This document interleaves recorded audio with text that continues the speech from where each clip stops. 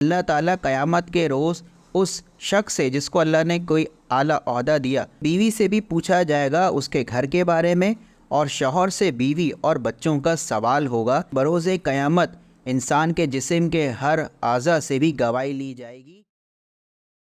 نحمدہ و نصلی علی رسولہ الکریم، اما بعد، فاعوذ باللہ من الشیطان الرجیم، بسم اللہ الرحمن الرحیم۔ السلام علیکم محترم سامعین اکرام، آج ہماری حدیث سیریز کا ایپیسوڈ 1 ہے، اور آج جس حدیث کا ہم ترجمہ کریں گے وہ حدیث یہ ہے، کلکم راعی و کلکم مسئول عن رعیتہ، جس کا ترجمہ ہے، تم سب نگران ہو، تم سے تمہاری نگرانی میں موجود افراد اور رعایا کے بارے میں باس پرس ہوگی۔ اس حدیث شریف کا مفہوم یہ ہے اور اس کی تشریح یہ ہے کہ اکثر لوگوں کو اللہ تعالیٰ نے کسی اعلیٰ عہدے پر فائز کیا ہوتا ہے، اور ان کے ماتحت بہت سارے لوگ ہوتے ہیں، اور وہ لوگ اس کے ماتحت کہلاتے ہیں۔ اور اس حدیث میں بتایا گیا ہے کہ اللہ تعالیٰ قیامت کے روز اس شخص سے جس کو اللہ نے کوئی اعلیٰ عہدہ دیا، تو اللہ تعالیٰ اس شخص سے اس کے ماتحت لوگوں کے بارے میں سوال کرے گا، اور ان سے پوچھے گا انہوں نے اپنے ماتحت لوگوں کے ساتھ کیا رویہ کیا، کیسا سلوک کیا۔ اسی طریقے سے بادشاہ سے اس کی قوم کے بارے میں پوچھا جائے گا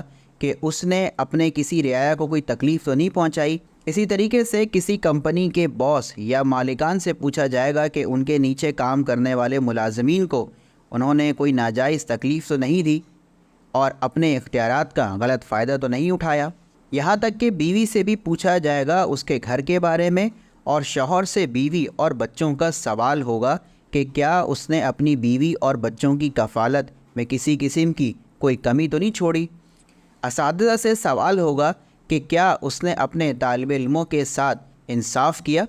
اسی طریقے سے طالب علموں سے بھی سوال ہوگا کہ کیا انہوں نے اپنے استاد کی عزت و تکریم کی، جو حق تھا ان کے تعلیم حاصل کرنے کا وہ حق انہوں نے ادا کیا یا نہیں۔ اور یاد رہے کہ بروز قیامت انسان کے جسم کے ہر اعضاء سے بھی گواہی لی جائے گی، اس میں ہاتھ گواہی دیں گے کہ انہوں نے کیا کام کیا۔ وہ ہاتھ، کیا اس نے اپنے ہاتھوں سے کوئی غلط کام تو نہیں کیا، کوئی رشوت تو نہیں لی۔ اسی طریقے سے کانوں سے گواہی لی جائے گی کہ کانوں نے اچھا سنا یا برا سنا، اور آنکھوں سے بھی گواہی لی جائے گی کہ انہوں نے جائز دیکھا یا ناجائز دیکھا۔ زبان سے بھی پوچھا جائے گا کہ انہوں نے جائز بولا یا ناجائز بولا۔ چنانچہ اس حدیث میں تمام لوگوں کو خبردار کیا گیا ہے کہ وہ اپنے ماتحتوں کا خیال کریں، اور اپنی ذمہ داری کو ادا کرنے میں کسی قسم کی بھی کوئی کمی نہ چھوڑیں، ورنہ بروز قیامت اس کا حساب کتاب اللہ کے حضور دینا پڑے گا۔ اپنا اور اپنے چاہنے والوں کا خیال رکھیے گا۔